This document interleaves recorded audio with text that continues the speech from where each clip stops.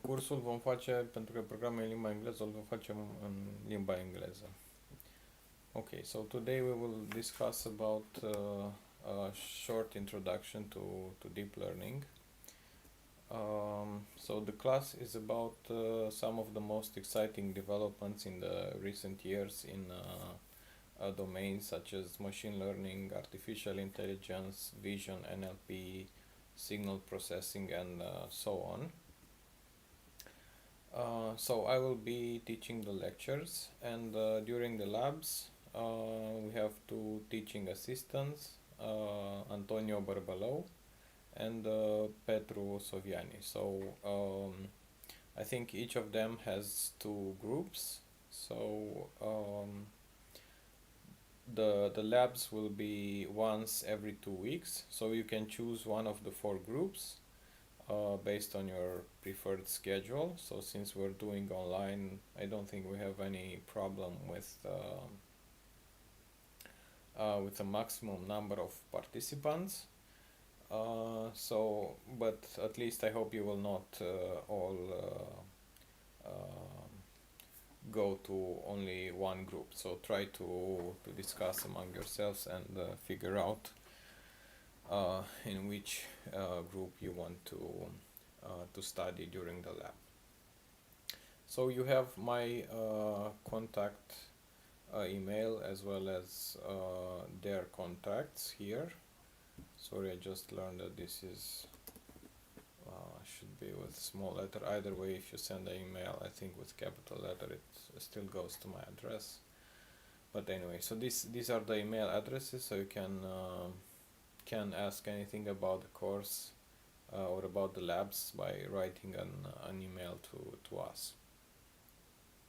Okay, so first I will try to discuss a bit about the knowledge that you have to that we assume that you have during this lecture. So of course last year you had a practical machine learning course. So in this course we discussed about classifiers, regressors, so supervised models, about different loss functions, normalization. We also introduced the multi-layer perceptron and gradient descent and so on. So we assume that you already have this knowledge. Also, of course, you have some knowledge about linear algebra, like matrix multiplication and the significance of eigenvalues and so on. We will also probably discuss about gradients and Hessians and Jacobians and so on. And the most important part probably would be knowledge of programming. So you will definitely have to write code in order to pass this lecture. We will teach Python and deep learning libraries with Python, but of course you can also use something else if you prefer for the project, but mainly this is what we will discuss during the labs. Okay, so about the grading system, I will from time to time go back to this page and ask about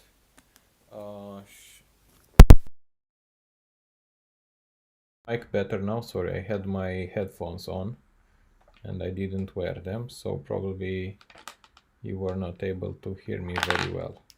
So I just disconnected the headphones and I hope that you can hear me better now. Yeah, sorry for that.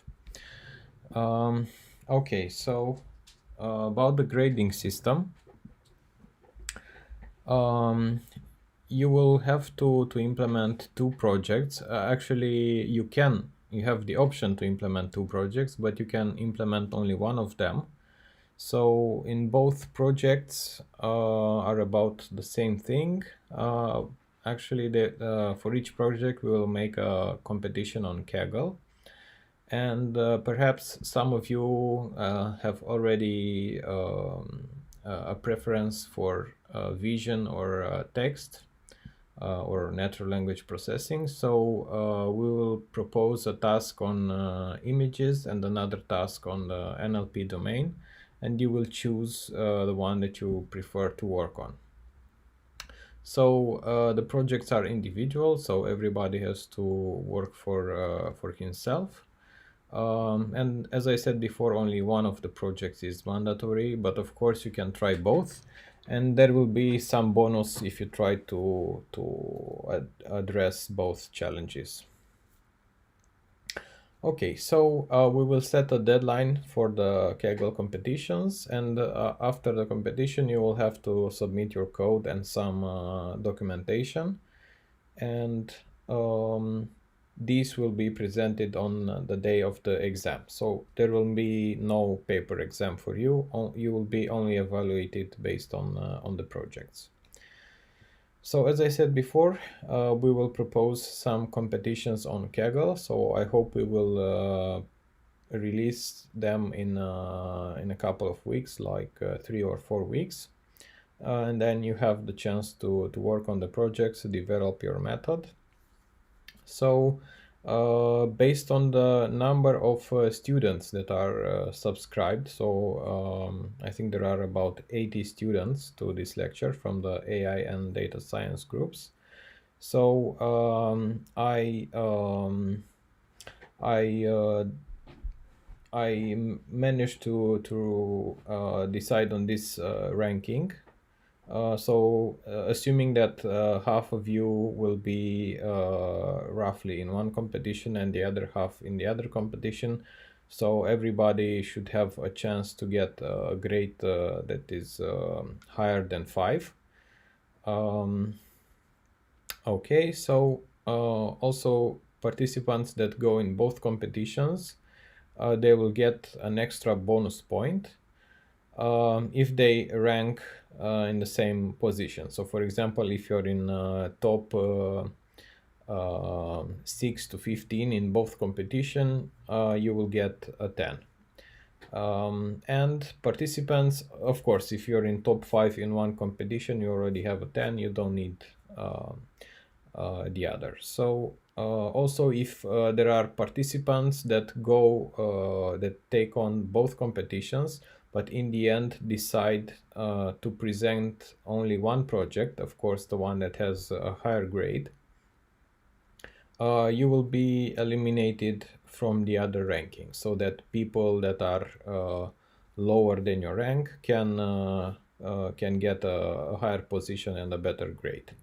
So even if you participate in 2 competitions and one of them will not be taken into consideration in the end, you will leave the spot free for people in the respective competition. Okay, so these are about the challenges. So we will also propose some baselines in these challenges. So we'll have to have to beat the baseline in order to have at least at least 5. Okay, so there are also going to be some points awarded for the presentation. So these are the starting grades that I presented above. So if you make the project, but so you submit the documentation, but if you forget to include some of the details in the documentation and so on, you can get a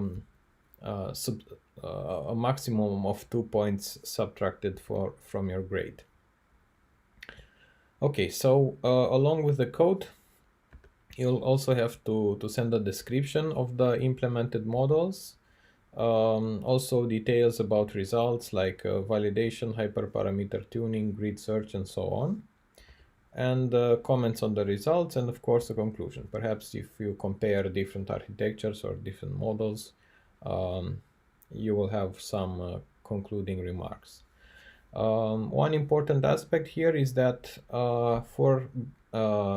regardless of the challenge, you have to implement a deep learning approach. So you cannot use, I don't know, like a basic feature extraction plus SVM and so on. You need to implement a deep learning method for the challenges. Okay, so that's very important. Okay, And as for the practical machine learning course, we are going to award points during lectures and during labs. So, for example, if you answer a question during the lecture or if you solve an exercise during the lab, you'll get 0.2 points extra. And you are allowed, so one person is allowed to answer maximum or to solve a maximum of 2 exercises per lecture or lab, which means that you can get maximum 0.4 points. And in the end, you can upgrade your score by 1 point, or perhaps we will allow 2 points here. We'll also see in the end how the grades look and decide. So we'll still thinking about using 1 extra point or 2 extra points, but that's it. No more than that. Okay, and another important aspect is about the collaboration policy. So as I said before, the projects are individual, so you must write your own code for the projects. And it is not acceptable to see code that is copy-pasted from the internet, even if you provide the source. So we want to make sure that you really learn something, not just to copy-paste code from online tutorials and so on. So you really need to understand all the details and to be able to code, to make your own architecture and to train it and so on. Yeah, so we will check the code as we did for practical machine learning course, if you remember. And if there are any problems regarding the borrowed source code and so on, we will penalize on this. So try not to do it. Okay, so next we will discuss, we will start discussing about deep learning. So before going into this, perhaps if we have any question, what does computer vision? So okay, so regression means, so I'm not sure if the question is about the projects maybe. So computer vision means that you will address a task on image processing, like image classification or I don't know, image regression. So regression means that for example, a task could be that you need to estimate the age of people in images. Okay, so you get a picture of a person and you have to estimate the age. So this is a regression task. So yeah, the task is not yet decided, so we will think about proposing a classification or a regression task. Okay, so are there any other questions about the project, or should I move on? I'm not sure really what is the delay of the transmission, but I hope it's not a big delay, and you can write down here on the channel if you have any questions. Okay, can I get an okay if I should go forward? Anyway, so if you still have questions even after the lectures, you can write down an email and so on. Okay, so there is a slight delay, so I will have to take this into consideration. Okay, great. So let's move on. Okay, so deep learning actually started maybe more than a decade ago when Geoffrey Hinton and his group started working with deeper neural networks. So initially they had trouble in training these networks, but around 2010 they figured out that they could train these models using GPUs much faster, and they also figure out that pre-training the models on unsupervised using an unsupervised procedure really helps the model in lack of sufficient training data.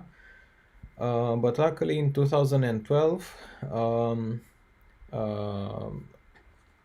researchers in computer vision gathered ImageNet, one of the largest annotated image databases to date. And they participated in the ImageNet competition, and they managed to improve the performance like 10% over the previous methods. And they also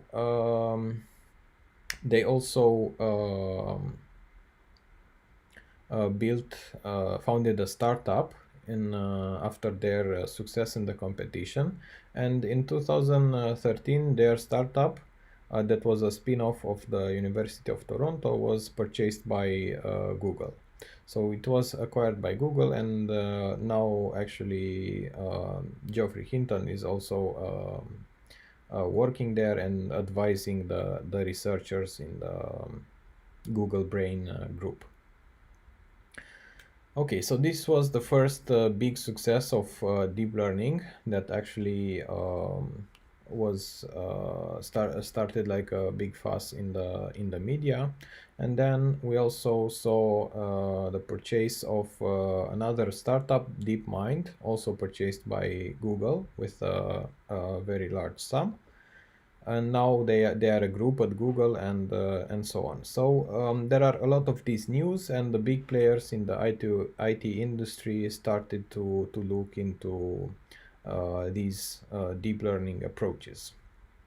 So Geoffrey Hinton, Yann LeCun, and also Yoshua Bengio are the fathers of this field of study, deep learning, and only one of them, Yoshua Bengio, is still working with at the university now. Yann LeCun is leading a research group at Facebook, and as I said before, Hinton is collaborating with Google. So the big players in the industry have acknowledged their contribution in the field, and are really interested in seeing these methods in applied in various domains. Okay, so as I said before, so we will start with the topics that we already discussed in practical machine learning. So actually, we will not make a recap, but we will assume that you already have this knowledge. So we have basic knowledge about what learning means, what supervised learning, unsupervised learning, and you already know these techniques and how they work. So when we discuss about deep learning, you will not, we will assume that you already know what we're talking about. Okay, so essentially machine learning, or the task of learning something automatically, means the acquisition of knowledge or skills through experience. So the experience in our case is the data that we provide to the machine learning systems. And perhaps you recall these different definitions of machine learning that I already presented in a practical machine learning course. So a quick recap. So Arthur Samuel proposed that machine learning is the field of study that gives computer the ability to learn without being explicitly programmed. So this means that instead of getting some data and some programming to get an output, you get the data and you get the output, and you have to learn the function that maps the data to the output. Okay, we also have this definition from Kevin Murphy, which refers to automatically detecting patterns in data. And also the definition of Tom Mitchell, which is the most formal one. So Tom Mitchell defines machine learning as a group of algorithms that improve their performance. So there is a measure of performance P. So in practical machine learning, we already discussed about different measures of performance. We're not going through the same discussion again. Okay, so you need to improve this performance for some task T, for example, a classification problem, while you have the experience E. So the experience is the data that you provide to the machine learning model. So essentially, you input some data, you apply some machine learning model, and you obtain some useful information from it. So there are many algorithms in this domain, but in summary, we can oversimplify the domain as learning a mapping from an input x to an output y. And this mapping is a function f that is unknown. So essentially, what deep learning is, so we will try to give different definitions, but is a particular case of machine learning in which the function f can be very, very complicated. Okay, so we also discussed about a lot of machine learning paradigms in practical machine learning course. So we discussed about supervised learning and unsupervised learning. These are the most important ones. So recall that in supervised learnings, you have input and output associated to the data. So you have ground truth labels. In unsupervised learning, you have data without the labels. And of course, there are other paradigms that are in between the two, like weakly supervised or semi-supervised learning and reinforcement learning. So among these, we will cover supervised and unsupervised learning from a deep learning perspective. So we will discuss both supervised methods and also unsupervised methods that are based on deep neural networks. Okay, and another recap is about the problems, the canonical problems in supervised learning and unsupervised learning. So as I mentioned before, classification is about finding the class for an object X, and regression is estimating some value, for example, the age for an object X. In unsupervised learning, we're dealing with clustering or partitioning of the data into groups. So the label here, Y, is, for example, the group assignment.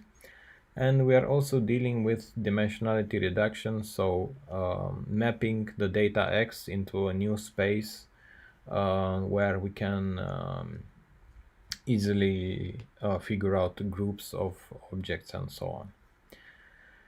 Okay, so some example in supervised learning, we have some image X, and we want to obtain some labels with the objects in the image. So this task is known as image classification or object recognition.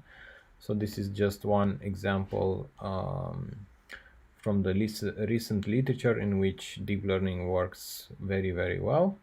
We also have examples from NLP, for example, machine translation. We will also discuss about this task in our lectures. So here the task, we have an input X, like a sentence in some language, and you have to output the translation of the respective sentence in different language. So here we will discuss about recurrent networks and sequence-to-sequence models and LSTM and so on. Yeah, another application is speech-to-text. So we have a piece of audio file, and you want to figure out the text.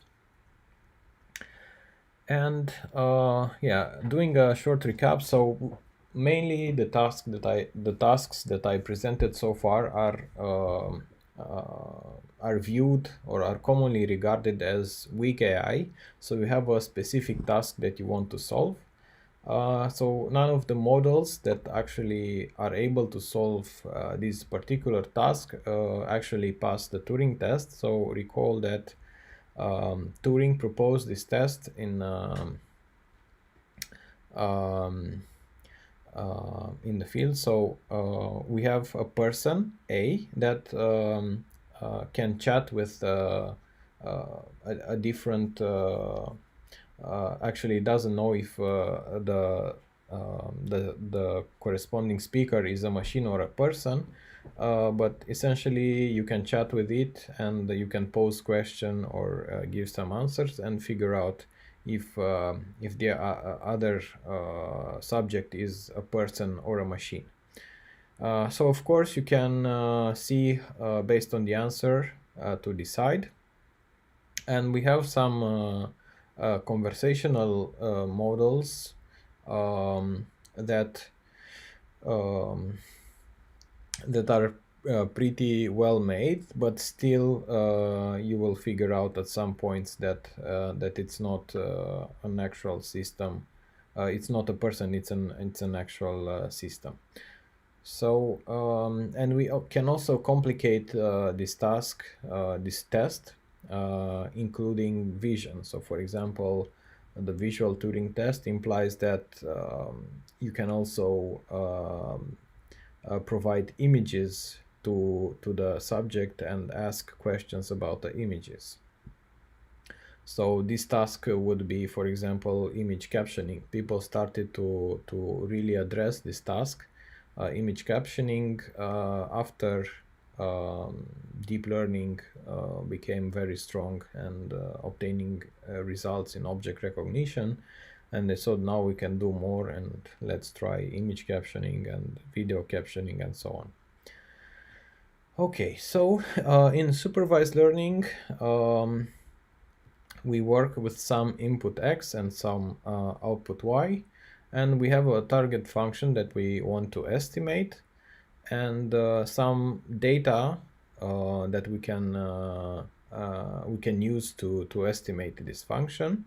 And we assume that our model has a specific form, so it belongs to hypothesis class. And learning means to particularize this model in the model class. So, for example, for a linear model, a given vector of weights is a particular instance of a linear model. So the hypothesis class is linear models. Okay, so in literature, deep learning can be called in different ways, like representation learning. And we will see, so for example, instead of using a predefined representation, when you train a deep neural network, it will also learn some representation, some novel representation of the data. So it is also called representation learning, deep neural networks, and so on. So what is deep learning about? There are actually at least three different ways to think of it. So first idea is to describe deep learning as a hierarchical composition of functions. So it's a cascade of transformations of the data until you reach the very end, and you can make some classification of the data or some regression of the data. So it has a hierarchical representation in which you have multiple layers of representation. So each layer corresponds to one level in the hierarchy. Okay, and it's also about deep learning. So instead of trying to extract some features from the data with engineered algorithms or handcrafted methods like, I don't know, histogram of oriented gradients or SIFT and so on, instead you try to learn the entire model from the input X to the output Y. So everything inside is learned in the end-to-end fashion. Of course, you will design some architecture and so on, but the parameters when you so essentially when you build the architecture, you kind of define the hypothesis class, and when you particularize the model, so when you learn a set of weights, um, uh, so end-to-end learning refers to this part. Okay, so we can also think about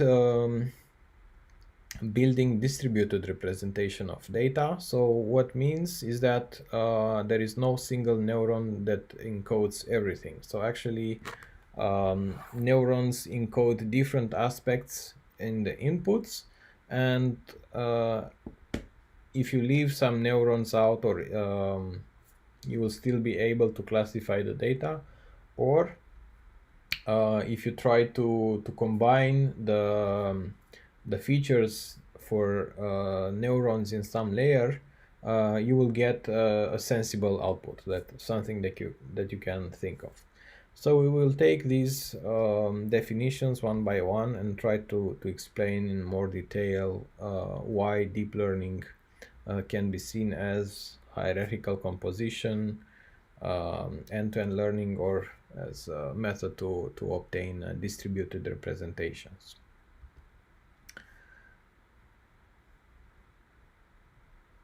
Okay, so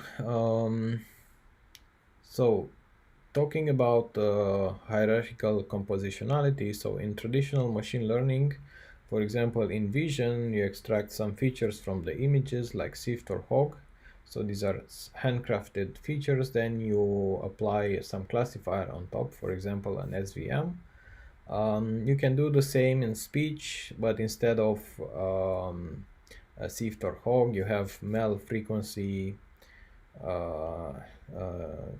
chapters features, and so on. In NLP, you have the bag of words. So in the end, you extract some features, you represent your data as a vector, and then you apply some classification model on top of this vector. So this is in traditional machine learning. So the first model in this direction is the perceptron of Rosenblatt.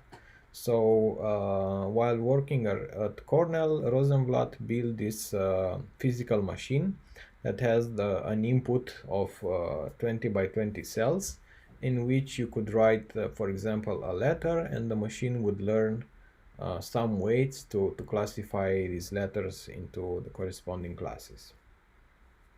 So this was one of the first linear classifiers put in a certain application.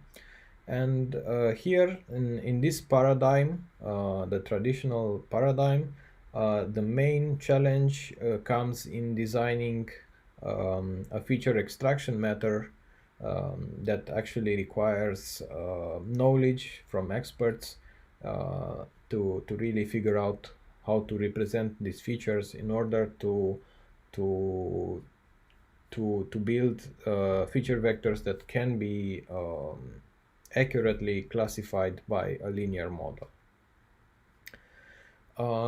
So this is in the classic paradigm. In the deep learning paradigm, we look at the observation that actually data has this hierarchical compositionality. So for example, in images, the images are formed of pixels. That if you put pixels together, you will see edges, corners, stains, and so on, and these combine into text tones and texture motifs and object parts, and then complete objects. So all these put together lead to good representation of the objects. And the same can be observed in speech and in NLP. So for example, in NLP, we start with characters, we go to words, to phrases, to noun phrase, verb phrase, to sentences, and then we build the whole story. So based on this observation, the idea would be to combine functions in a hierarchical way. But in the classical paradigm, if you do a traditional way of doing things is to do linear combinations. So let's say we have a set of functions and we want to compose them into a complicated function. So for example, if you use different kernel functions or different linear algorithms, basically what you do is you sum up or you concatenate the corresponding features from all these functions. So the better idea is to compose all these functions. And you obtain actually a more complex function, a more complex function that in the end becomes nonlinear. So actually in neural networks, this is achieved. So each function would correspond to a layer in a neural network. And the more layers you have, the more complex this function will be. So yeah, this is the main idea behind deep learning. So in different layers of the network, you will learn different functions that transform the data, and you obtain a more complicated representation. So looking actually into what deep models learn from images, deep models for object recognition. So they actually learn low-level features which are combined into mid-level features and high-level features. And then at the end you have a trainable classifier. So the main thing is that the networks learn to extract these features automatically. So there is nothing engineered behind them. So for example, if you look in a deep neural networks, the filters will actually look like this, which means that they will activate on bars, edges, stains, so with different orientations and so on. So if you combine these at mid-level features, you will start to see text tones and texture patterns. For example, we see, I don't know, grids, multiple bars, vertical bars with different orientation, different stains, and so on. So the high-level features, we already start to see object parts. So for example, this is a head of a bird, a wheel of a car here, and I don't know, so this is some square object, and so on. So we can see that models actually learn this hierarchical compositionality. And also, for example, in networks learned for face detection, they also in the preliminary layers, they learn to extract edges and stains and so on. And then they build these up into face parts, and then finally at the highest level they will detect full faces. So the features will correspond to full faces with slight shifting and orientation and so on. So this is all also very well motivated or grounded in the neuroscience literature. So we know by now that actually the visual cortex has a similar hierarchical structure. So from the input from the eye passes to the visual cortex in the first area, where this area is was found to be responsible for extracting edges and corners. Then you go to the V2 area and V4. So in this area, the brain understands forms and feature groups and so on. And then in the anterior temporalis, you will this is where the brain puts together and recognizes objects, description, faces, and so on. And of course, after recognizing the object, this goes to the prefrontal cortex and the pre-median cortex, where we process the information, and I don't know, we make judgments and decisions and so on.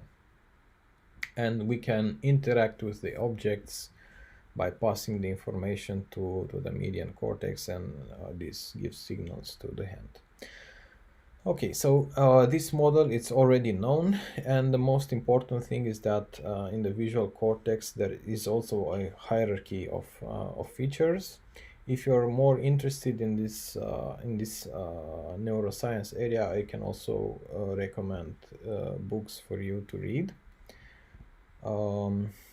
Just drop an email after the lecture if you're more interested in this. Okay, so this is the first perspective about hierarchical compositionality. So yeah, processing the information as a cascade of transformations is also done by the brain, so it makes a lot of sense to also build our models in the same way. So this is one good motivation why deep learning is so important, and why it works so well. So we will now move to the second idea about deep learning, which is end-to-end learning. So once again, in traditional machine learning, we have some fixed models that are handcrafted or engineered, some fixed features, and then we learn only the classifier. So all this is engineered, and then we apply learning up until this point. So here in engineering, for example, in vision, experts define the image descriptors like SIFT, SURF, HOG, and so on, with various applications and so on. But these actually require a lot of knowledge and from people that are experts in the field. Mainly this represents, for example, a bottleneck,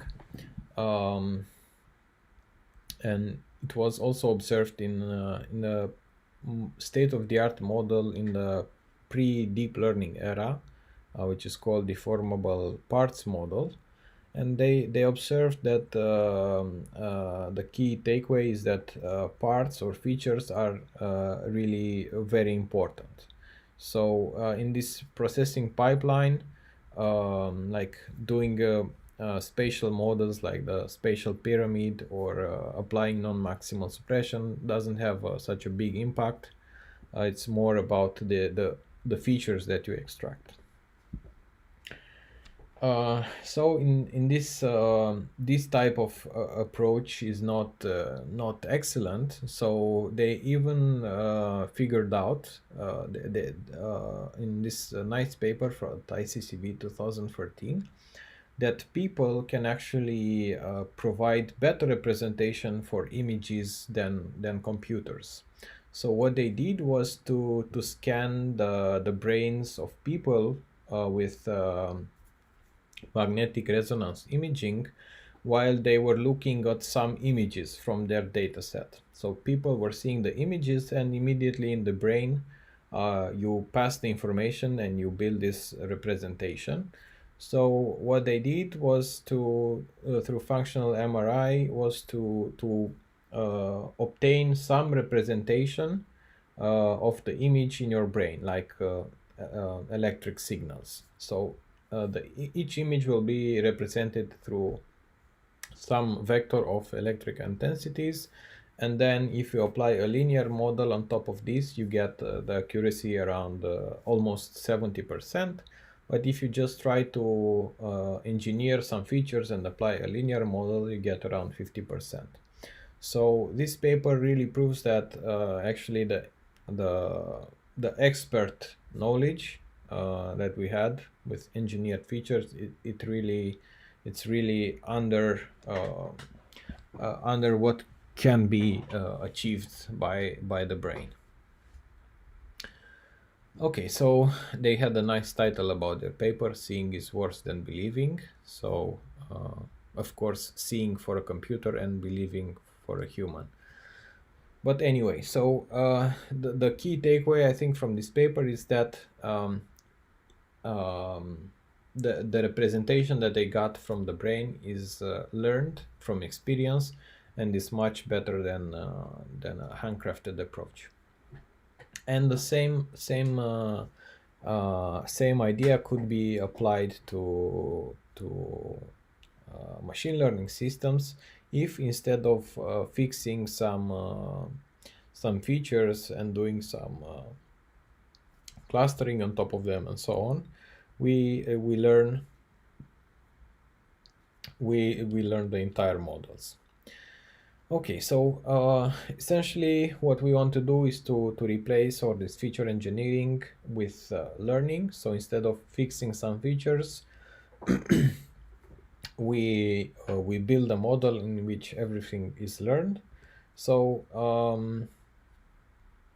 once again, you actually, if you do this, you will learn a hierarchy of trainable feature transformations. So you get from one layer to a different layer, you get a feature transformation, and you apply these layers several times, and you obtain some high-level features that can be used to classify the objects using a simple linear classification model at the very end. Okay, so this is also the traditional way of learning is also called shallow learning. So these are also known as shallow models. So in one distinction here is that instead of trying to handcraft some features, you end everything, you learn everything in an end-to-end fashion. Okay, so why do we need deep learning models? So this is really a question that is has some answer in our third discussion about distributed representation of data. So what actually we achieve through deep learning, so this was observed in deep models that they learn these patterns in different ways. So essentially the patterns are distributed across the representation. So for example, in a local representation in which yeah, so in a local representation, for example, for each of these figures, you might have a different feature to represent. But in a distributed representation, for example, you have a feature that represents vertical orientation, one that represents horizontal orientation, and another one that represents rectangles, rectangle shapes, and ellipse. So all these are binary features, but then you can represent each object through a feature vector like this. So for example, this is a vertical rectangle shape, this is a horizontal rectangle shape, this is a vertical ellipse, and so on. So this is a distributed representation. Maybe this is also perhaps related to using sparse representations versus dense representation. So you can see that this representation is more dense. And actually what you can do is even to perform some mathematical operations on this representation. So for example, for the distributed representation, for example, if you have these three features like vertical, horizontal, and ellipse, you can imagine that the input object would look something like this. So based on the representation, you can actually think about the object that was given as input. Whereas in local representation, so this is local means that this means vertical rectangle, this is horizontal rectangle, and so on. So if you have this representation, with vertical rectangle, horizontal rectangle, and horizontal ellipse. It's really when you do the when you add it up, it doesn't you cannot figure out a shape that would correspond to this representation. So this is a simple demonstration of the power of distributed representation. So this was seen to be very helpful, for example, in language models where people have trained distributed word representations, and they also observed that this property, this additive property, and the distribution comes naturally from the learning process. So for example, if you have the word embedding for United States and for the word dollar, if you subtract dollar and add Romanian and then add this vector, or if you add this vector to Romanian, you will get the corresponding value, which is lei or ron. And these examples can go on. I think the classical one is with man minus woman plus king results queen, or something like that. Yeah, so this is one important aspect of these kind of features.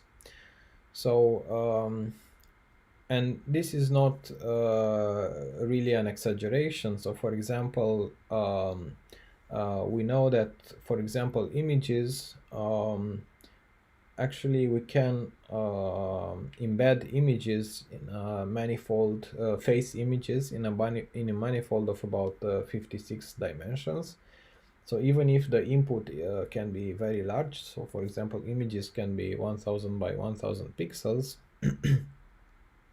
then you can really build a very accurate representation using only 56 dimensions for faces, for human faces.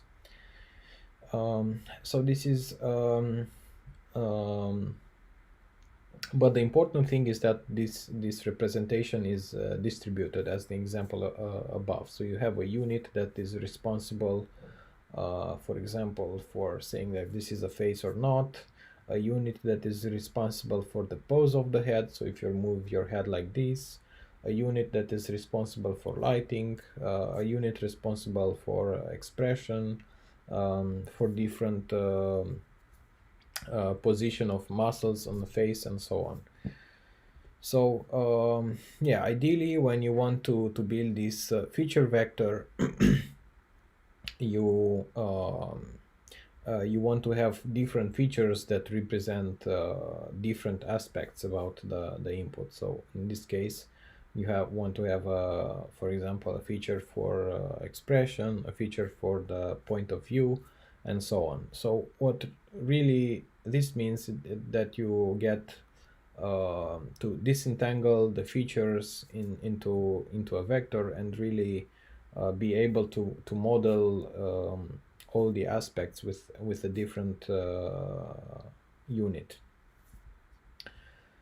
Okay, so essentially, for example, if we combine these two, so if you have a different view and a different expression, when you add these two up, you will get an image, with, for example, from this viewpoint, but has this facial expression here. So it really builds a space that you can traverse in different directions and figure out that on different coordinates you get different features and different outputs, so different changes. Yeah, so this would be, for example, if you apply this idea to an image with a lot of cluttered objects, ideally you will get a representation that gives you, for example, every object and the corresponding location. So once you have this representation, if you do, for example, a binary vector of these, you can actually compose an image with the objects that are present in the image, and so on. And actually, people have also tried to encourage this kind of distributed representations in neural networks, and it seems to bring some improvements. So deep neural networks learn this kind of representations, but you can also impose some restrictions on the learning or on the loss function in order to make sure that the result of the representation is actually of this type. Okay, so moving on about the benefits of deep learning. So the main benefit is that we obtain much better performance than other kind of approaches. So Jan LeCun said actually this happens because gradient descent is better than nu. So he actually referred to experts that design features in their field of expertise. So instead of trying to design these features yourself, if you learn them with gradient descent, it seems that you obtain better results.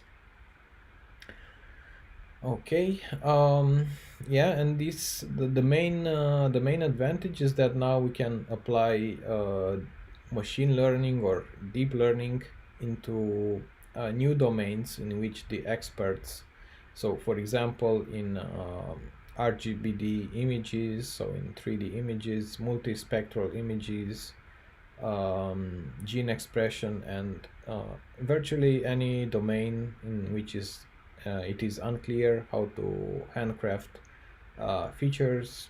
You can have only some data and some labels, and you can learn everything in an end-to-end fashion. Okay, so these are the main benefits. Essentially, there are also comments from people arguing about the knowledge of experts. That is, in many cases, it can be misleading.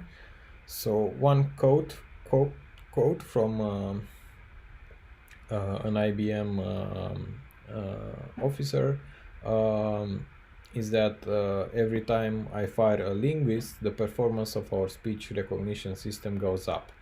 So this is kind of a reference that the expert knowledge can be misleading. And the same thing happened about in the chemistry field, when deep learning was applied successfully on molecules.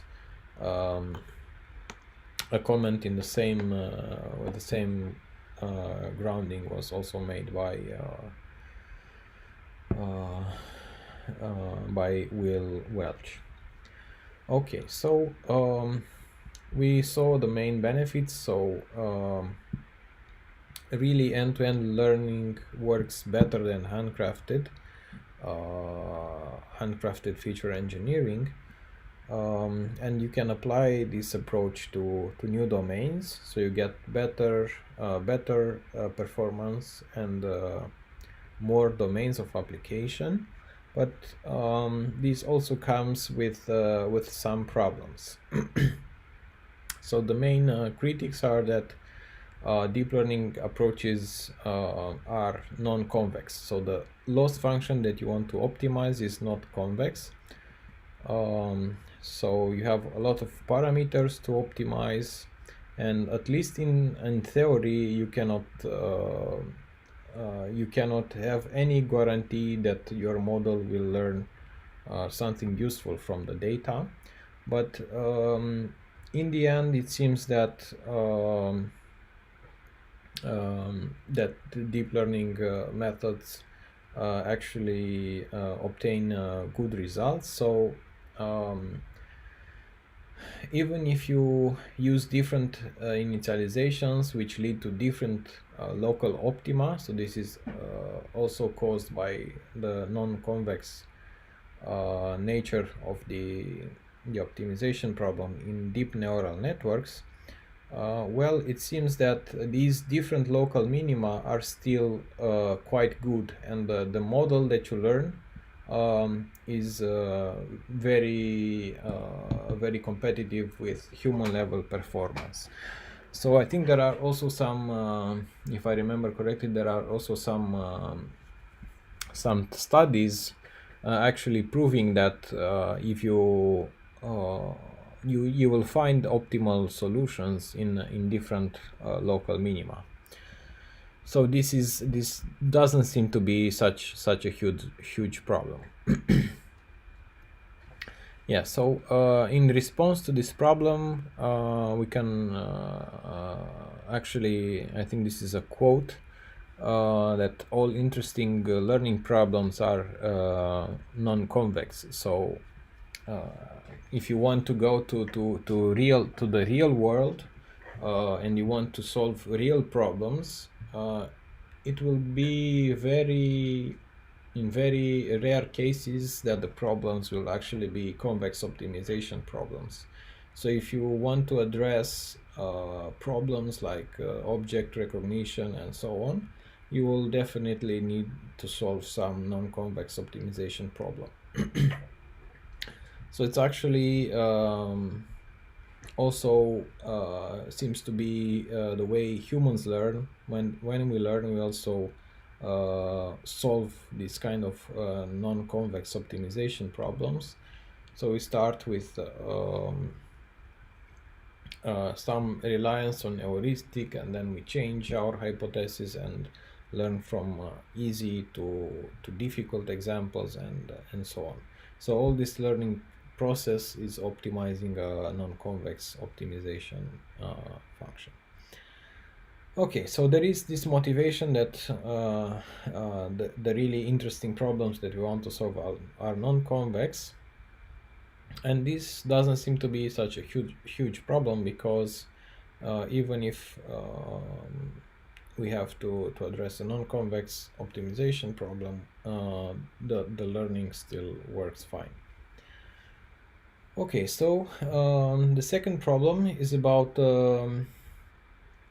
explainability. So it's hard to track down and see what's not working in your system. So because you have to optimize the hyperparameters, you have to find the optimal architecture and so on. And it's hard to visualize and to figure out why your model is not converging. So you can take into consideration the learning rate, the mini batch, the architecture, the loss function, and so on. Yeah, and it's also hard to explain. Even if you obtain a model that performs very well on data, it is hard to explain why the model predicted a certain label. And there is a lot of research in this area, in explainable AI, and I actually hope we can also discuss about this in the lectures, perhaps at the end of the semester. Okay, so yeah, so if you have a complex model with different architectures, like recurrent neural networks with LSTM cells and so on, and you see, for example, this is image captioning. You give an image as input and see this caption. Really, it is hard to figure out with this model why it made this prediction. So this is one of the big problems. Well, in handcrafted systems, you can kind of have some oracle at each step. So you can, if you design the system, you know how to extract the features and look at them and so on. In an end-to-end system with a hierarchy of features, it is much harder to figure out why things are not working. So things that you can do is to try to visualize the features as I presented earlier, some features from convolutional neural networks for object recognition. Yeah, you can also add losses at different layers, try to do pre-training to avoid degenerate initialization and so on. So this is still something that's undergoing research studies. So um, um, this is an important area of research, but still, even if it is hard to explain why these models work or why and when they fail, um, well, still they provide state-of-the-art results. So it's not a very strong argument against obtaining much better performance. So you have a very weak model and you can explain the errors. It's really, in many cases, less useful than a model that works in most cases, even if you cannot explain some of its errors. Okay, so yeah, and there are many methods in literature that can help you to visualize, for example, where the model on what it focuses on. For example, using GradCam or get GradCam++ visualizations and so on. Okay, and another problem is lack of reproducibility. So this is a direct consequence of the stochastic learning, stochastic optimization problem. So yeah, if we initialize the network with a different set of weights, we will converge to a different model. But anyway, if we standardize so we will already use standard libraries and frameworks, and you can minimize this effect. So you can reduce the effect by a significant amount. So usually, for example, if you rerun a model in TensorFlow, you can get you can still get accuracy variations, but it will not be huge variations, and you will usually converge to about the same model and same performance level. Okay, and as I said before, even if you are not able to reproduce the exact same model when you try to retrain it, it is still very easy to obtain a similar model with equivalent performance. Yeah, so yeah, deep learning is this might look like this complex system where you have different connections between components, and then some miracle happens and you get some amazing output from your data, so some very good results. But still we need to explain more how it works, and this is an open research topic. Okay, so yeah, there are different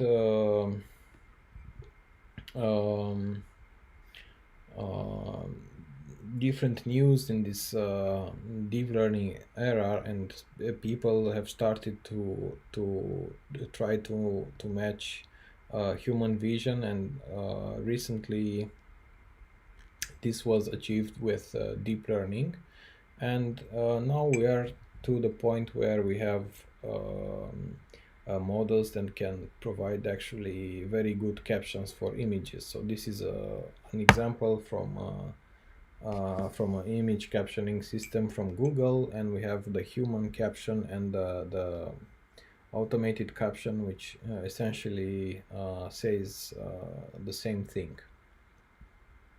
but also when it doesn't work, it is hard to explain why, and sometimes you can figure out, sometimes no. So for example, here the caption is a man holding a mirror up his face. So it is not really clear. So this, maybe he's looking through a window or something, and this looks kind of like a mirror. So it's a understandable mistake from the system. Yet this one is really perhaps an example that's kind of an outlier, has never seen a person with a gun in the training data. So the caption is a man carrying a bucket of his hands, which really doesn't make so much sense in a yard. So there is a man, and there seems to be some sort of yard with green grass and so on, but the rest is really and he's carrying something in his hand, but it's not a bucket of his hands. So, and for some of the these really examples that are outliers, so people started to test the system with really outlier images and see what the system gave as caption, as the output caption. So people gave this image as input, which I think is maybe photoshopped. So the concrete seems to be turned upside down, and there is a car that got stuck to the concrete. So it looks really weird, but still humans can easily write a caption describing this image. Well, the computer, since it didn't have a model for this, so the caption was a surfboard attached to the top of a car. So yeah, perhaps that piece of concrete looks like a surfboard, and perhaps the sky nearby looks like some water, and he thought that this is a surfboard. I don't know.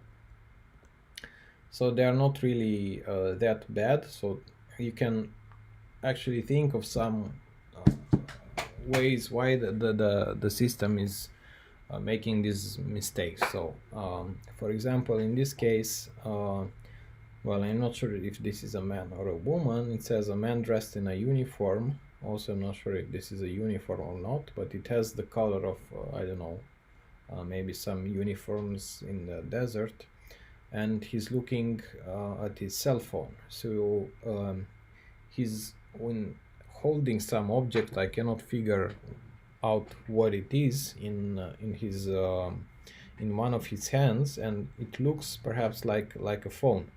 So yeah, and judging by the position with his hand like this, perhaps the system is biased in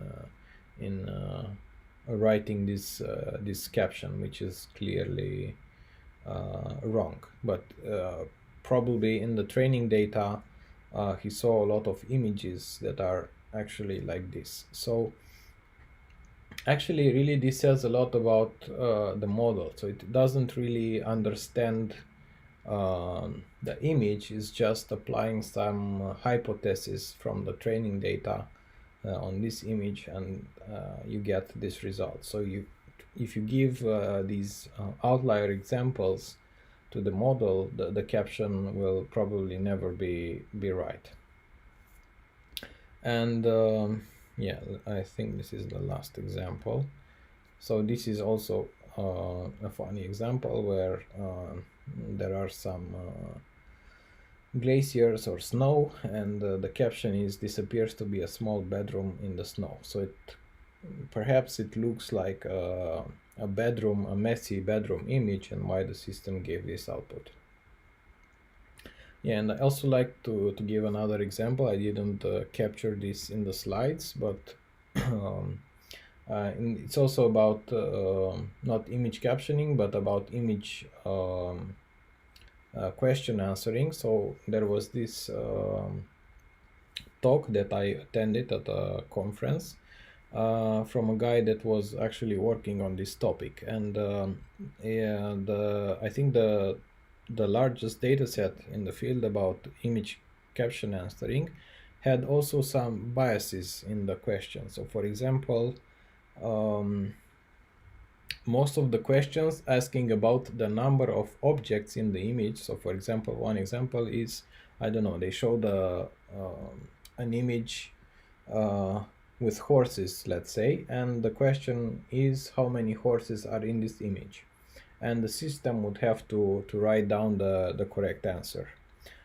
So like in the example that you saw before with how many slices of pizza are in this image. And in the data set, most of the answers were 2. So actually the questions, how they build the data set was to collect images and provide them to people and ask people to think of some question about this image. So if you see a single object in the image, you don't think about the question how many, but if you see 2 objectives, you already start to think about this question, how many. And the most common answer was 2, and I think there was this kind of exponential degradation with the number of objects for this question. So the most common answer is 2, then 3, and so on. And what the system learned is that for this question, how many objects, the best answer to give is 2. So he observed that the deep learning model, whenever you asked how many objects are in this image, he would always answer 2, even if there was 1 object, 6 objects, and so on. Yeah, so it was an interesting pattern to see. So if there is the main idea here is that the deep learning, so once you take out the engineered part and you learn everything from data, the model will try to learn the easiest path to get the best results. So in that case, he learned that the answer for the question how many, the most of the times is 2. So he just optimized towards this goal. Just when you get this question, you answer 2. And yeah, there are many examples in literature on how these models can cheat at different tasks in this way, so making wrong hypotheses about the data. So yeah, this is also an open research topic. Of course, one way to address it is to gather more and more data, but this is not always possible. Okay, so yeah, another example where so we discussed about image captioning. So prior to image captioning, people addressed the challenge of visual object recognition on the ImageNet benchmark. And this is a very challenging benchmark. So for classification, there are about 1,000 object classes. So the first deep learning approach for this challenge was proposed by Alex Krzyzewski and Hinton and their team. So they had a model with 8 layers and about 54 million parameters. And they made some tweaks. I think this is the first example where dropout is used successfully, and they obtained a 10% improvement with respect to the next best team. Yeah, so they really obtain a very, very high improvement. And after their success in object recognition, people have started to use deep learning models in various computer vision problems, in medical imaging, in natural language processing, speech, and so on. So now it has many applications. It triggered what we call a new AI summer, where the industry is interested in this technology. Yeah, so why are things working well today for our community is because we are able to use deep learning model and to train them on GPUs, which are about 50 times faster than a CPU. We also have access to more data, and we also have improved algorithms. So the key components, the essential parts, were already there. So neural networks, I don't know, were present from the 80s, the 90s, but recently with more and more studies about training these models, we really improved the process, and now we use different activation functions like ReLU, different regularization methods like dropout, and so on. Okay, so one of the last things that I want to discuss is the space of machine learning methods. So this can be divided into deep and shallow methods. So everything with neural net in its name, so recurrent neural net, convolutional neural net, is on the deep learning side of models.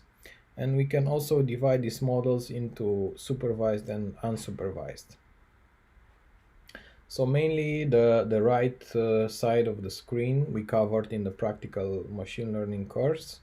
And we will discuss about the left part, the deep supervised model and deep unsupervised models in our lectures. And yeah, there are also models that are probabilistic, and I'm not sure if you discussed about some of them in the probabilistic programming course.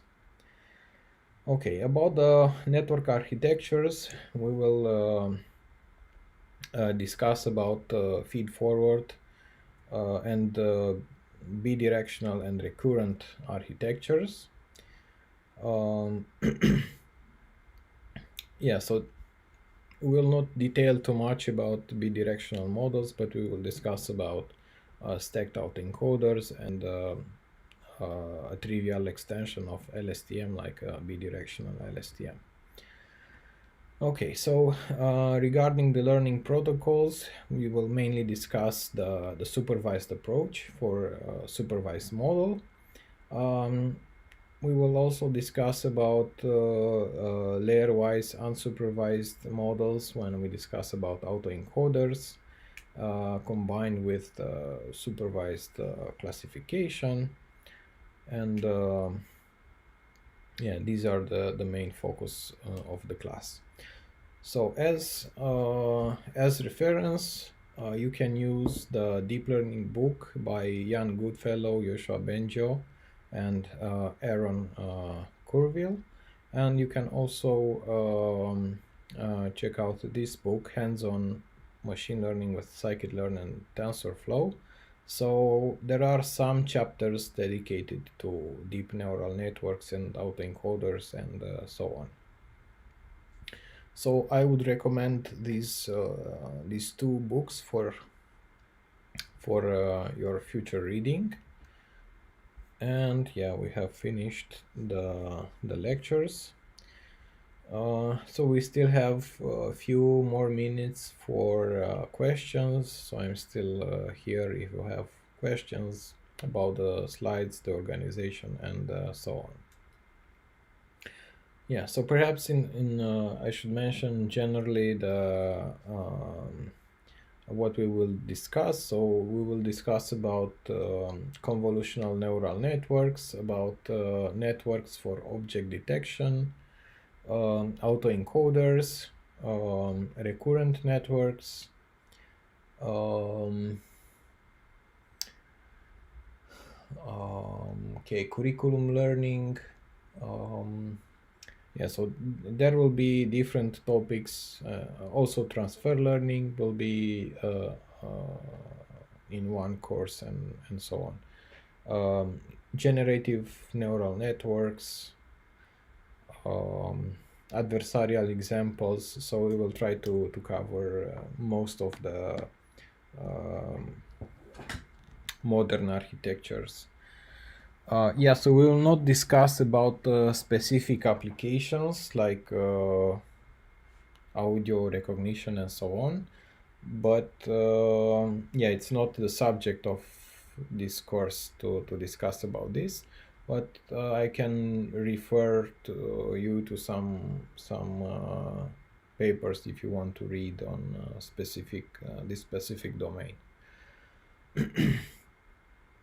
Yeah, so fast Fourier transform is not the subject because it's really not end-to-end learning, but so maybe it should be the topic of signal processing or this kind of topic. Okay, and we will also not discuss about feature extraction in vision or NLP. We will only discuss about deep learning models.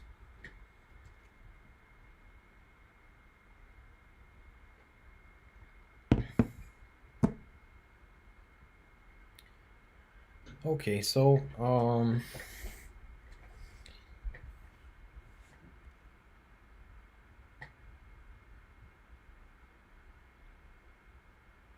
okay, I don't see any other questions that I can answer to.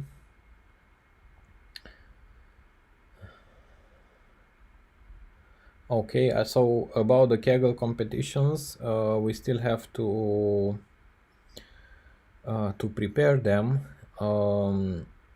My estimation is that they will be ready at the end of October, but anyway, when they will be ready, I will let you know when during the lecture, and also the teaching assistants during the lab will tell you when the competition is launched, and we will also post it on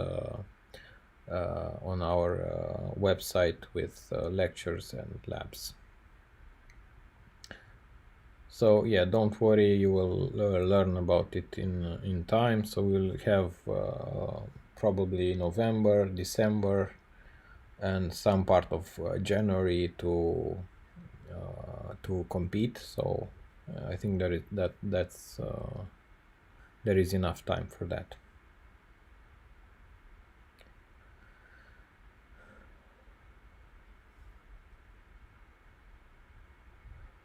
Okay, so yeah, I think we can end this session. So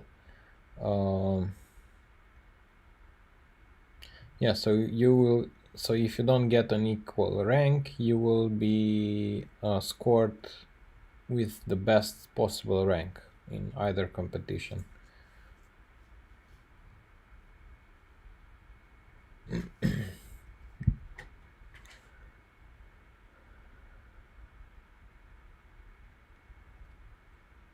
Yeah, okay, so you already discussed about variational autoencoders. Okay, so that's covered.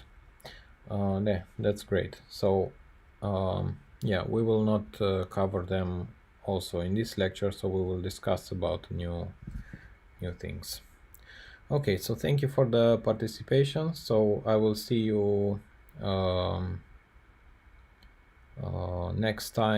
next week at the same time. Okay, thank you.